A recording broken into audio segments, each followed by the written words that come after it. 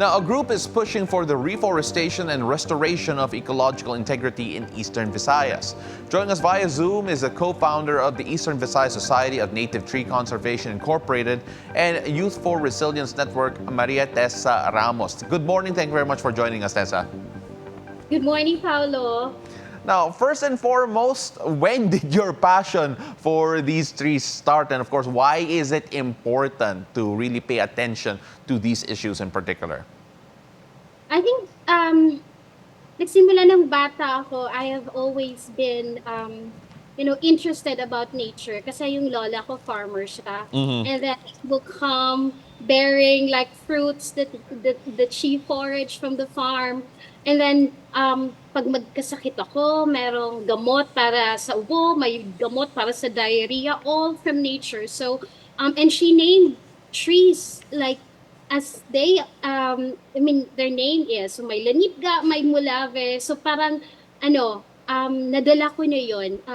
It bolstered siguro when I was a team leader of an NGO here, the Advocates Ministries, at yun yung talagang sinusulong ko during that time.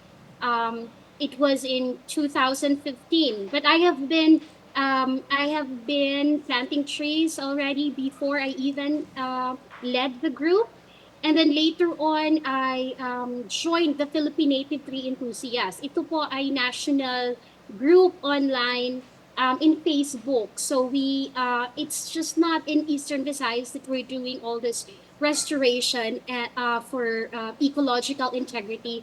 National po ito. So, yes. So, yun, dun, bakit importante? Importante kasi siya yung parang main character in ecosystem-based adaptation.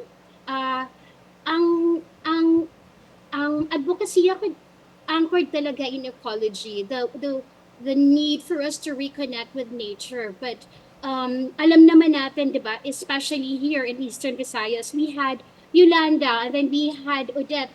So I think mas nakikinig ang mga tao when you would inject resilience dahil sa climate change, not just the ecological reconnection that we have. So, yun, important ang mga trees kasi ito siya, ang daming gamit. Yeah. Diba? Naman natin, ang daming gamit. Sa pagkain, when you talk about food resilience, when you talk about ecological resilience sa mga mangroves, beach forests, beach coastal. And then when we talk about economic development as well, marami tayong mga untapped potential ng ating native flora, native trees. Ano pa? At sa ecosystem services, parang na to jargon, di ba? Pero sa ecosystem services, siya yung bida. Especially that they are native to the Philippines. They can adapt well into our soil, and then they can enrich our soil. So there's a connection from the soil up to the air. So yun ang dahilan bakit ang trees, growing native trees, I think would be the most impactful thing that one can do. Yeah, Thessa, sorry, I just want to jump in there because you mentioned native trees. How important it is to emphasize yung native trees, and of course, can you give us a bit more background, a brief background here on the activities of your group in terms of propagating it? Okay. Ang importante ng native trees dahil sa atin talaga sila, may connection sila sa ating lupa at sa ating mga biodiversity, native biodiversity. So, hindi lang na they are feeding our biodiversity, ang mga ibon natin, hindi naman kumakain ng mahogany yan. Yung mga, hindi din masyadong nagni-nesting sa mga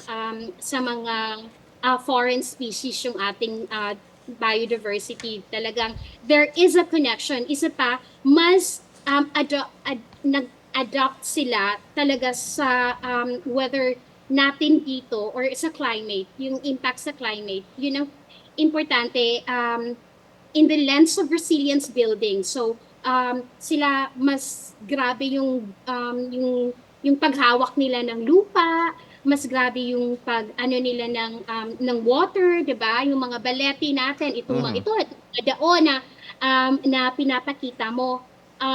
And then meron kami dito sa Eastern Visayas, meron kaming group, Eastern Visayas Society of Native Tree Conservation, and we are helping and we are collaborating with lots of groups, mountaineers, youth. Etong isa, this is during the mapping of our mangrove forest here in Eastern Visayas, Yeah. so that it will be included in the National Mangrove Map na recently lang na-update, 'di ba? Yeah. August ata na-update 'yon. Well, So, Tessa, we're seeing a lot of photos of the groups that you're part of. Again, we mentioned a while yes. ago the Eastern Visayas Society of Native Tree Conservation and the Youth for Resilience Network. Now, because of your work that you've been doing, you've actually been recognized as one of the Philippine Resilience awardees, and of course, that's recognized by the Climate Change Commission. Gaano ka-importante yun, the recognition coming from big bodies like the Climate Change Commission in terms of encouraging more and more people to work on resilience and of course taking care of nature in response to climate change? Para sa akin very significant ito kasi ako ordinaryong mamamayan lang ako, citizen. I'm not bound to any job description. Um, yung that means that each and every one of us, kahit gano'ng simpleng tao tayo, pwede tayong talagang mag-lead.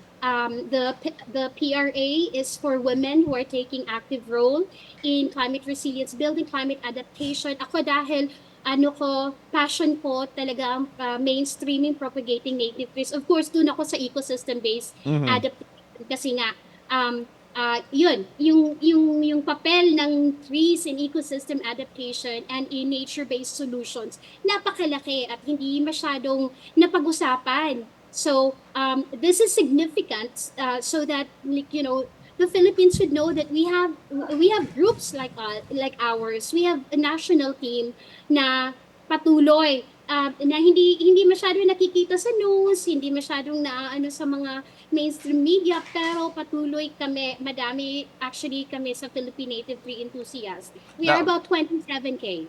Tessa, So, 27K. Of course, you mentioned making this more mainstream. We're showing a bit yes, of the social media that we have there. salamat. Yeah, and also Tessa, we don't have a lot of time left, but then for those who want to True. reach out to you to help out with your efforts and of course to join in your movement, how can people reach out to you? Okay, now, as what I've mentioned, there is a national team. There is a national group which is Philippine Native Tree Enthusiasts. But if you want local groups, we also have local groups. In Eastern Visayas, we have Eastern Visayas Society of Native Tree Conservation. In Davao, they have as well. In Nabunturan, Davao, we have the Bunturan Native Tree Enthusiasts. Meron din tayo sa Bicol, meron tayo sa Baguio, meron tayo sa Bohol, meron tayo sa Zamboanga, mayroon tayo sa Cebu. So, at Iloilo at Panay. So, just reach out. I would really encourage you to, follow us and be part of the Philippine Native Tree Enthusiasts. Pag nandun ka na, you can ask for the local groups kung sino ba yung i-reach out ninyo.